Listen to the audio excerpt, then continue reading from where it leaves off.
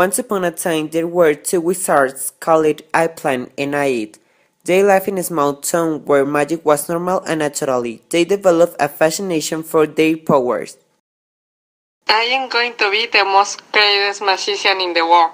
And I am going to show the people how wonderful the magic is. That's what when they had the age to leave their home, they started a journey to learn magic. During their trip they met many people and learned many things. The magicians around the world are amazing. They know so many things and preach beautiful spells. But I'm going to be so much powerful than all those magicians. Just you wait. And they start a journey to the island of the Thousand Deserts, a place where the magician went to get to fill their wands with power that allowed them to make those amazing things. Upon reaching the island, the wizards crossed the endless dune and rocky mountains to reach their destination. The source that would provide their wands with that magic they worked so hard to obtain. However, the source was almost empty. The little magic was barely enough to carry with a drop of magic the wand of each one. Oh no, what are we going to do now? Well, maybe this tiny drop of magic will be enough for us. As soon as each one filled his wand with the little was left in the mountain, the island turned into a desert in which the only things of life were two small oases with a few plants. It wasn't that the wizards decided to separate and stayed each one in an oasis. The days after that were difficult for the two wizards, who survived with difficulty but thanks to few fruits, some veggies and the water of the oasis. Every day waved their wands trying to get something to help them make their stay in that place less miserable, but the magic in their wands was so weak that they didn't get anything from them. A few weeks after his arrival in the desert, Aid waved his wand, still hoping to get something, that he had lucky and he could get a big tomato. I am so lucky. This tomato will brighten my day and maybe tomorrow my luck will be so much better. And as he said, that day Aid was happy to eat something that would fill his stomach. A few days later something similar happened with Aiplan. He waved his wand and also got a little potato. It was then that he decided to use the resource that he had gotten to that he could get the most out of it. So he said to himself, How lucky I am. If I plant this potato and take care of it, it will make me happy for many days. That day Aiplan went hungry while preparing the land to plant the potato. A few days after that event, Aid again waved his wand, completely hungry after not having obtained food after the tomato. This time in front of him appeared a fat and singing bird. The magician then felt lucky again and said to himself, I am so lucky. Eating this bird will make my day happy. If I continue this way, I will have so many stories about how it is my power. No doubt for Aid it was worth it. The bird had left him satisfied and it had improved his mood after so many days without luck. At the same, Aiplan got a bird in the same way, but this one was small and thin. It wasn't that Aiplan said to himself, How lucky I am. If I take care of this bird and feed it, it will make me happy for many days. And that's how he did it.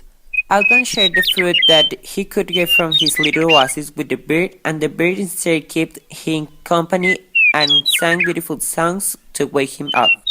From time to time, the wizards got animals and fruit from their wands and looked for ways to use them to bring them their days. Aid preferred to use things one to make each one day a special occasion. Aiplan, on the other hand, decided to take care of everything that he managed to make the future days simpler in his little oasis, which little by little was filled with plants with juicy fruits and animals that offered his companionship and food. As much as the oasis was becoming more and more pleasant, Aiplan knew that he couldn't stay there forever. That's why when he had already gathered a considerable amount of resources, he decided to leave the oasis and go look for Aid to be able to go together of the desert. Oh, Aid, you will never imagine how wonderful is my little oasis. I have met so many new friends that help me every day. Aya looked at hearing the things that Aiplan had achieved in his little oasis. Aiplan had stolen all the power for himself, left with nothing but a tiny drop of magic. He doesn't want that I become a powerful magician. I decided to take the opportunity to exchange his wand for eggplants when he was distracted. I noticed that it was even emptier than years were too late. Poor me. With this little of magic, I can escape of this desert. I ended up wandering aimlessly through the endless desert without any way to get out of it. Airplane continued his journey through the desert for a few hours when suddenly the sky began to cloud and the wind was blowing fiercely. It was then that a blast dragged the little bird, taking it away. The magician ran trying to save his friend, who then began to front a large tornado. Oh no, the wind is dragging my friend and is becoming a big tornado. What suppose I am going to do now? The tornado dragged the bear and the wizard, taking them with him across the ocean. After a while, the weather improved and the tornado disappeared, leaving Iceland and the bear in a large green valley full of life. In the middle of the valley was a beautiful fountain. Iceland watched curiously as his friend took his wand and left it the fountain, charging it with a type of magic that the young wizard had never seen. He felt as he had a deep knowledge. It was then that he realized that he was facing the true magic source and that his friend was in fact the guardian of the source, in charge of the show the power only those one with the wisdom and patience to deserve it. How lucky I am.